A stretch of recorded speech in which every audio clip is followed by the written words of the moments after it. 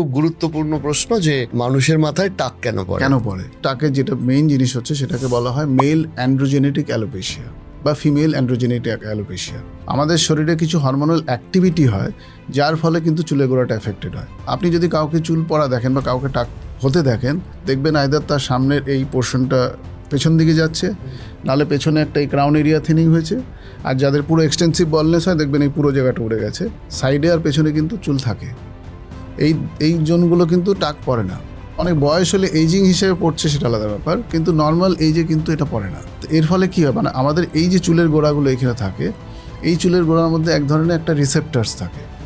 এই রিসেপ্টার্সগুলোকে বলা হয় অ্যান্ড্রোজেনেটিক রিসেপ্টার্স, মানে হরমোনকে রিসেপ্ট করে ম্যাগনেটের মতন। তো আমাদের শরীরে যখন আমরা অ্যাডাল্ট হওয়ার সময় আমাদের শরীরে মেল হরমোন টেস্টোস্টেরন, পুরুষদের ক্ষেত্রে এই হরমোনটা অ্যাক্টিভিটি বেড়ে যায়। এই হরমোন যখন ব্লাড সার্কুলেশনে ঘুরতে থাকে, যারা জেনেটিক্যালি প্রিডিসপোজড হয় তাদের কি হয়, এই হরমোন থেকে একটা বাই প্রোডাক্ট তৈরি হয় যেটার নাম হচ্ছে ডিএইচটি, ডাইহাইড্রোক্সি টেস্টোস্টেরন। এই ডিএইচটি হলো মেইন কালপ্রিট যে আপনার চুলের মানে বলনেস করে। এই যখন ব্লাড সার্কুলেশনে ঘুরতে থাকে, আপনার স্ক্যাল্প রুট যখন সেন্সিটিভ হয়ে যাচ্ছে, তখন কি ডিএইচটির সাথে এটা রুটটা বন্ডিং করে।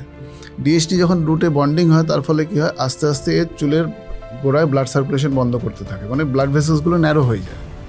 তার ফলে কী হয়, চুলের নিউট্রিশন পায় না, চুল পড়তে শুরু করে। চুল প্রথমবারে যখন পড়লে সাথে সাথে টাক হয় না, প্রথমে আপনার চুলটা পড়বে হেলদি হেয়ারটা, এরপরে যখন নেক্সট চুলটা আসবে সেটা একটু পাতলা হবে, তারপরে আরও একটু পাতলা হবে, করে করে ফাইনালি গিয়ে ওই রুটটা ডেড হয়ে যায়।